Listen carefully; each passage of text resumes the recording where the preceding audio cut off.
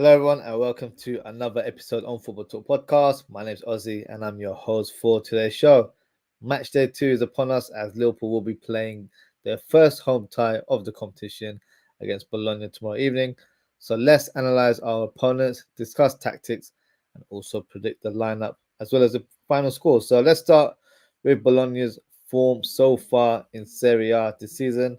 It hasn't gone to plan under new manager Vincenzo Italiano. Bologna have actually played 6 games. They won 1 game, they drew 4, and they also lost once. They've accumulated 7 points and are currently 13th in the league. For me, this isn't a huge surprise, as last season it was a completely spectacular season for the Italian side. They were playing pure attacking football under Thiago Motta, who unfortunately departed at the end of last season to join Juventus. And they also lost a number of top players in the last window, the likes of Calafiori, who we all know signed for Arsenal, as well as Zetsky, who joined Manchester United. Arnautovic also returned to Inter Milan after his long spell. But they also signed a number of players. One player that I'm sure some of us Liverpool fans will remember is former Toulouse striker Delinga, who actually played and scored against us last season in the Europa League. They also signed a couple of players from the Premier League. They got Remo Freuler from Nottingham Forest and Samuel Illing Jr., who is a left winger from Aston Villa. So this is definitely a team that is in transition. Right? It's not like Liverpool aren't in transition either. After an icon and legend like Jurgen Klopp departs the club, those are some big shoes to fill. But so far, in my opinion, Arne Slot has done a fantastic job. In the Premier League, we've won 5 games and lost once, which was against Forest. But despite that defeat, Liverpool are currently top of the table. However, we still have a lot of work to do, and we have to take our current standing in the league with a pinch of salt, as we haven't really faced real opposition. And Arne Slot pretty much confirmed that in the press conference yesterday, where we haven't played one of the top guns or a team of high caliber. Once we face those sort of level of oppositions, then we can assess how far Liverpool can go this season. But nonetheless, I think it's an exciting time to be a Red, and I think Arne Slot has pleasantly surprised many of us. So, in terms of the Champions League, Liverpool were victorious in their opening game against AC Milan, winning 3-1 at San Siro. Bologna, on the other hand, ended their opening game with a goalless score against Shakhtar Donetsk. So here we are in match day 2. Let's present the team news before we start predicting the lineups. In terms of Liverpool, Robertson limped off against Wolves over the weekend after a tough challenge from Carlos Furbs. So he's 50-50 for this fixture. Darwin Núñez has recovered from illness and he also trained today, so he could be in contention for selection. Harvey Elliott is still out with a foot injury. For Bologna, they have a few casualties in their squad, with the likes of Lewis Ferguson, Tommaso Pobega, and Osama El Zouzi are out for the long term. Their main striker, Santiago Castro, was taken off in the last fixture against Atalanta, so he'll be facing a late fitness test. If he's unable to start or make the bench, new signing Delinga could be in place to make his debut for the club. So let's move on to the starting, or should I say, predicted lineups for both teams.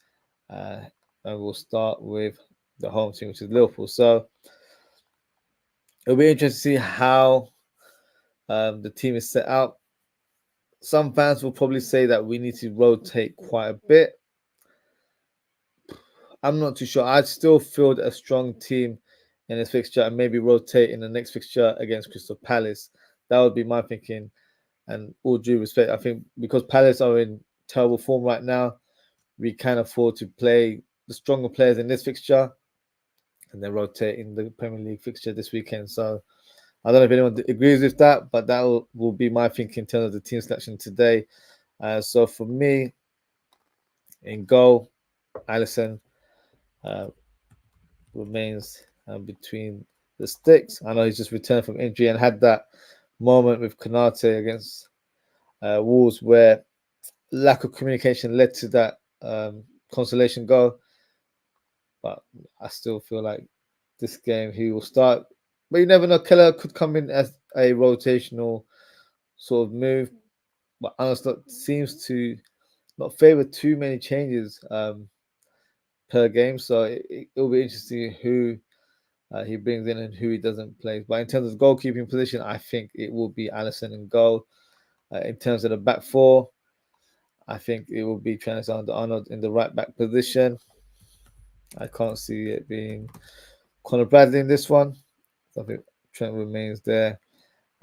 Kanate had a bit of a mixed bag of performance. Actually did really well in terms of his general play. Scored a goal, first goal in the Premier League for Liverpool, and also was a part of the mishap that led to the consolation goal. So some fans actually don't think it was his fault altogether, and it was Alisson's fault. I actually thought it was Konate's fault. In that moment, he didn't really need to shield the ball. He could have just parried the ball away, or just dribble with the ball a little bit on his left side, and then try and find the player. It wasn't in the corner. It wasn't really in that kind of position where you have to shield the ball in that manner. So I think Konate was at fault. But these things happen. Thankfully, it didn't result to us losing the game or dropping points. So we got the win in the end. So that's what counts. So for me, he remains in the starting lineup, and he'll be partnering alongside Virgil van Dijk. With Robertson set to have a late fitness test, I would probably give him a rest and have him ready for the Premier League game this weekend. So I will bring in Tsimikas in the starting lineup at left back. So that will be my back line.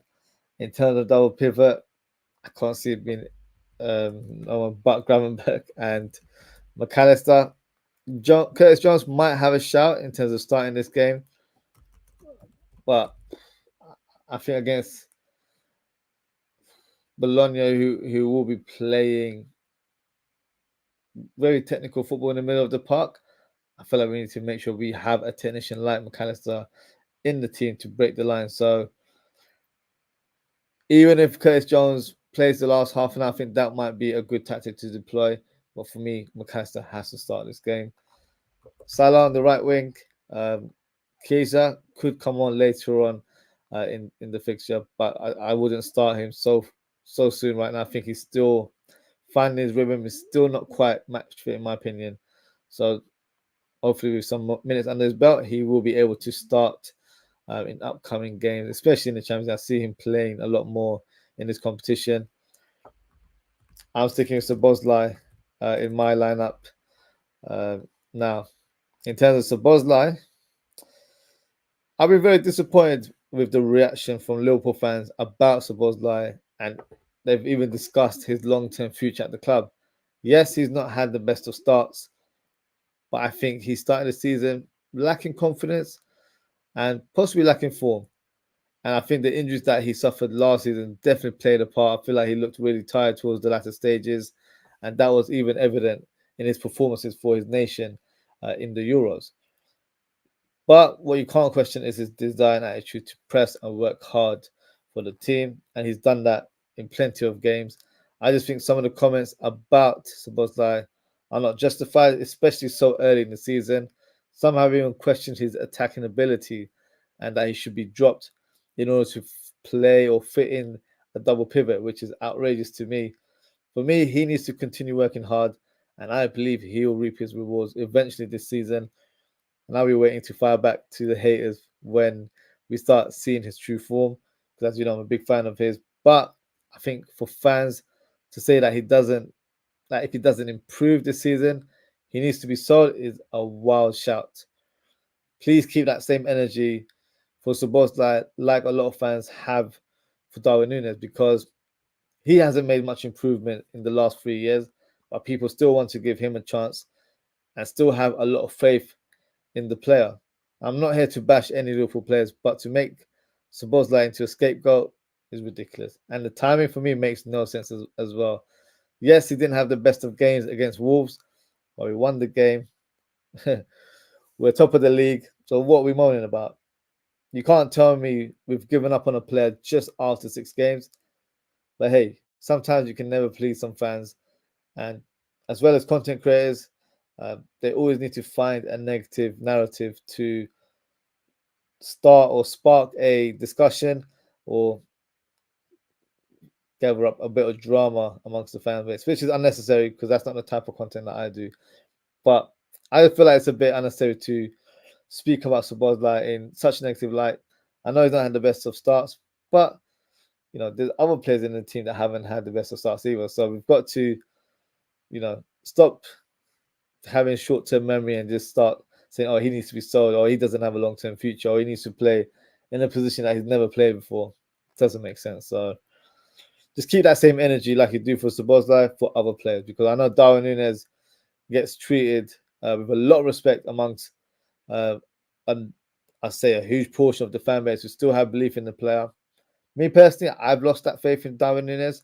I don't think he'll improve from whatever he's shown in the last 3 years. But hey, that's just my opinion. But back to the lineup. We're on a bit of a rant there. On the left wing, I would probably go with Gakpo. I think he deserves a start. He was fantastic last week against AC Milan. Had a good cameo against Wolves as well over the weekend. So for me, definitely deserves to start in this fixture. Sorry, well, AC Milan was 2 weeks ago, and then even West Ham last week in the Carabao Cup, really good in that game as well. So for me, definitely deserves to start in this fixture. I know Darwin Núñez has just returned to full fitness, or more or less. So many fans would probably say he should start in this fixture. I'm going to stick with Jota due to the fact that he's actually picked up some good form recently. He was really good against West Ham in that number 10 role, and up top against Wolves, I thought he was really good, really energetic, caused all kinds of havoc with his movement. So for me, this would be a good fixture to start him, and then we can bring on Darwin Núñez in the sort of last half an hour of the game. So that is my starting or predicted lineup for Liverpool. Got a couple of comments here from OZZIE'S World. It says, yes, Ozzy, bro. Big up, Ozzy. Thank you for your comment and thank you for tuning in. Now, on to the opposition, which is Bologna. Let's predict their lineup. So they traditionally play a 4-3-3 formation. So we'll stick with that unless the manager surprises us. But for now, we'll put a 4-3-3 formation as a setup. In terms of the goalkeeper, it will be Skorupski in goal. If I can get, there he is. And in terms of the back line, it will be Posh on the right side. And then you would have Bukema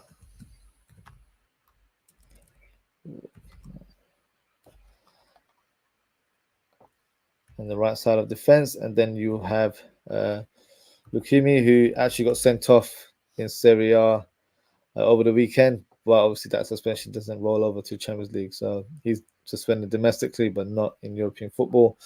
And then in terms of the left back, it will be Liko Giannis. So let me put his name there. Liko Giannis. So that would be the back line. It's the same back line that started in the weekend against Atalanta. So I'm not expecting huge changes from a defensive point of view. In terms of the midfield, on the right side, I'm going to go for Ibisha. He's a name that might ring a bell to some of us. A very good box-to-box player, can create a lot of chances. So it'll be interesting to see how he plays in this fixture. Give me a second.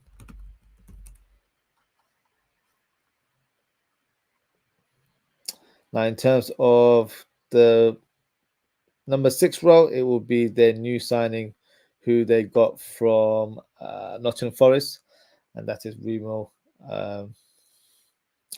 Frula. So let me put him in the lineup. There we go. So another Swiss connection right there. And in terms of the left side, it was Fabian that side over the weekend, so I'm going to stick with him in that role. Young Italian centre midfielder, so he will start there. On the right wing, it will be Orsolini, who also started over the weekend. He's predominantly a right winger for the team, experienced winger, 27 years of age.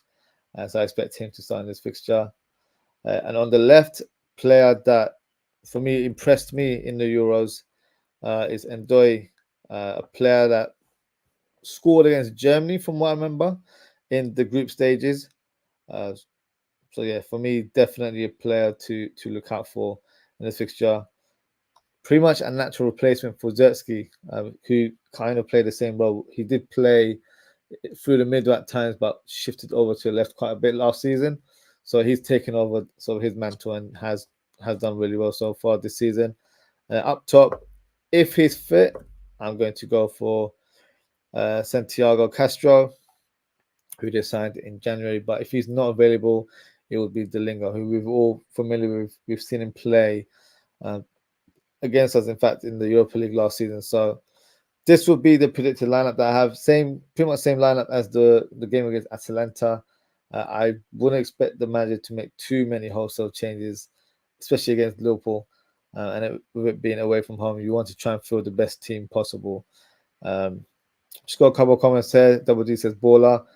I think you're referring to Ibisha when I was doing my lineup there. Yeah, he's a good player, really good player. Someone that probably doesn't score the amount of goals that he should, but he gets into a lot of great positions. So for me, that's someone you have to be wary of, where if he has the game intelligence to find himself in goal scoring opportunities from a box-to-box midfield position, he's a danger man. So he definitely needs to be quiet in this game and make sure he's not on the end of the ball that much. So for me, yeah, I would definitely agree. He's definitely a baller. And then Fozzie's well said it will just be a difficult game. I don't think it'll be a walk in the park. Defensively, they've only conceded 7 goals despite being 13th in the league. So they don't concede a lot, but at the same time, they don't score a lot either. So it's a team that I feel like will probably live up to that traditional Italian philosophy where they're very solid at the back. And I feel like this will be the case against this opposition. So I'm not expecting us to wipe the floor with them. If we do, fantastic. If not, it wouldn't be a huge surprise to me. Italian teams are always known to be robust, and they will always be defensive minded first before they do anything else. So for me, it's important to be patient in this game. Try not to give the ball away in the opening 10 minutes. We've been conceding goals, which has been quite a concern for me in the last few games. Even Bournemouth, we conceded a goal in the opening 2 or 3 minutes, and it wasn't a goal in the end because Semenyo was offside. But that was a very alarming feature where in the first 2-3 minutes they've scored. AC Milan scored literally in the opening minute against us on match day 1. So we have been conceding early goals, so that's something we need to fix and sort of shut shop very soon, because it's a thing where teams can be very aggressive in the opening 10 minutes and literally park the bus throughout the whole game, and that is the type of opposition that we struggle against in terms of breaking the lines and beating that low block. So we really need to address that in the coming weeks. Just got a comment here from Fozzie. He says, what's your thoughts on this season, Ozzy? So far, I've been impressed with the season so far. I've been really impressed with Arne Slot in terms of his football philosophy and how he set up the team. I'm enjoying this sort of calm and composed way of playing football, very technical, where it's a bit more high possession in comparison to what we used to play. But having said that, even against Jurgen Klopp, we were still a high possession team, but just not in the speed that Arne Slot wants. Arne Slot wants it a bit more calm, composed, more collected.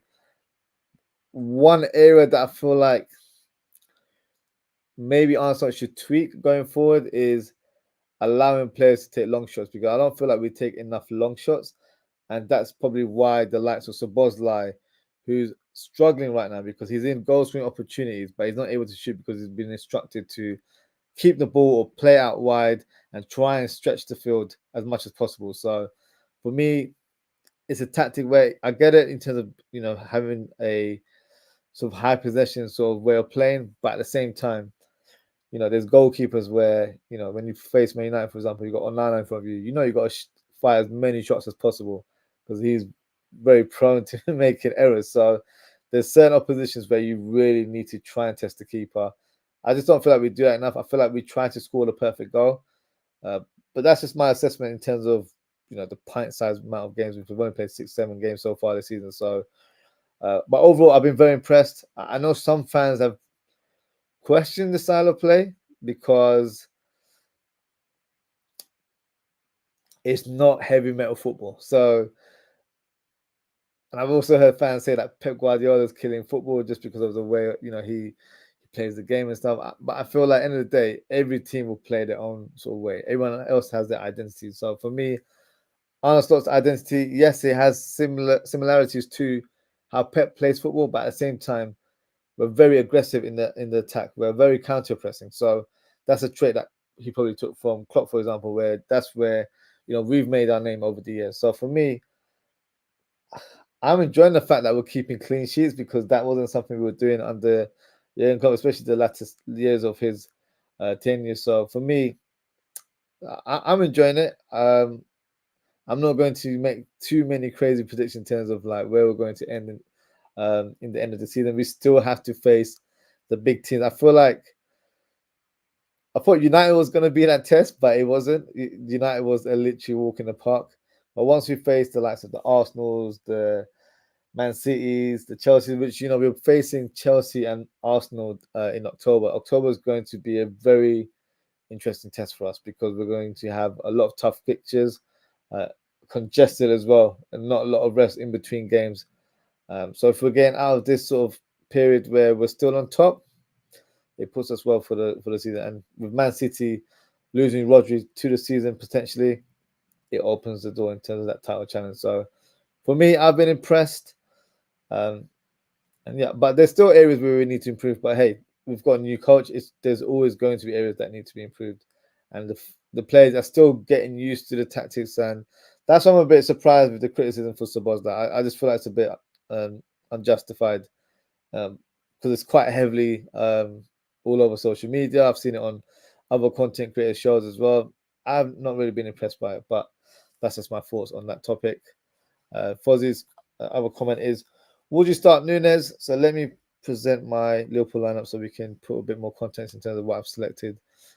So I've gone for Diogo Jota. We could start Darwin Nunes. I wouldn't have any qualms starting Darwin Nunes because I feel like he could cause Bologna a bit of havoc. They're probably used to facing big sort of tall strikers, but not with the raw speed that Darwin Nunes possesses. So he would definitely cause them a headache or two. But for me, I've enjoyed Jota's last couple of games. His performance against West Ham in that number 10 role really impressed me. I was really surprised with how good he was in that game. And then the game against Wolves, I thought his movement was really good. So for me, with strikers, I feel like when they're in that sort of form, you've got to keep that momentum going. And for me, I wouldn't just drop him for the sake of rotation. I'd keep going. If anything, maybe rest him against that Palace game because Palace aren't in a good position or good form right now. So maybe that's the fixture to rotate. But that's just my thoughts. I would probably start with Diogo Jota instead of Darwin Nunes. And for this also asked, should we rest Mac 10? I was contemplating when I was doing the lineup to possibly give him a rest and let Curtis Jones play. But for me, Curtis Jones hasn't shown enough for me to warrant a start.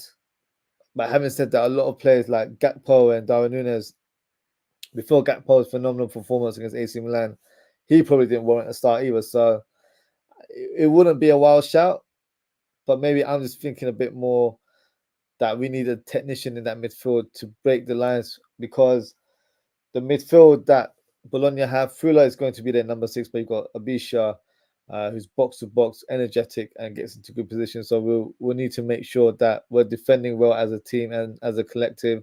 And then you've got Fabian as well as a young midfielder who I'm sure will want to make a name for himself in this fixture against Liverpool. So for me, I'd go for the sort of winning formula right now, which is Gravenberch and McAllister. But hey, Jones could fit in there, but I don't know. I wouldn't have the confidence to put Curtis Jones, and maybe maybe Endo should, get involved in these sort of games, but I don't feel like the coach has faith in him. So I have to be a bit more realistic with my predicted lineups. I can't just put anyone there. Because in other games, maybe Endo would have started just because it's an Italian position, and having a player that is focused on being a destroyer might help add the balance in that team. But I don't feel like that's how Arne Slot wants to play. So for me, this would be the midfield I go. If it's not McAllister, then maybe we can see Curtis Jones in that midfield. But, as great of a squad we have, we don't have too many options at midfield. So eventually these guys will need to be rotated. But I feel like with this new Champions League format, if we can get the wins as early as possible, then maybe towards the latter stages of the match days that are being played, we can rotate a lot more, in my opinion. So let's see. But I would go for McTen and Gravenberch in the double pivot. And Fozzy's also said, I'd rather shoot than lose the ball. Yeah, me as well, to be honest with you. Goals win you matches, right? So I don't need to see the team play or score that perfect goal all the time. I need a bit of variation, because then the team gets a bit too predictable, and teams will suss that out, and they'll deploy tactics to make those blocks. So for me, if you've got a player who has the capability of taking lot shots and has a good technique and is able to score those type of goals, we need to utilize a little bit more. But that's just my opinion there. I've just got another comment here from Philip. He said, big up Ozzy, big up Philip. Thank you for your comment, and thank you for tuning in. Now, in terms of my prediction, I'm going to go for a Liverpool win. Not surprised there at all. I don't think it'll be a walk in the park. I think Bologna will have a bit of a cautious outlook in terms of how they play. So I don't think it'll be an easy team to break down. So for me, the scoreline that I'm going for is a 2-0 victory for Liverpool. And in terms of the 2 goal scorers, I'm going for Cody Gakpo. I'm hoping Szoboszlai gets on the score sheet as well. So that is my predicted lineups, and that's also the end of the show. So thank you so much for tuning in. If you haven't already, please don't forget to like, comment, share, and subscribe to the channel. In terms of upcoming content, I'll be doing a live watch along tomorrow at 7:50 p.m. for this fixture, and we'll also be doing a match reaction straight after the game around 11 p.m. UK time. It's also a calling show, so if you'd like to come on and have your say, a link will be in the chat. So feel free to jump in and express yourself. And then on Friday, I normally do a match preview on Thursday, but I'm not available. So on Friday, I'll be doing a match preview of Crystal Palace versus Liverpool. Time to be confirmed. So the best thing to do is hit that notification bell on YouTube, so you'll be notified when I go live. And also follow me for all the latest updates on social media, in particular Instagram, so you can follow me at OZZIE'S.ftp. So that is it for today, guys. Thank you so much for tuning in. Take care, stay safe, and I hope to see you all tomorrow. Goodbye.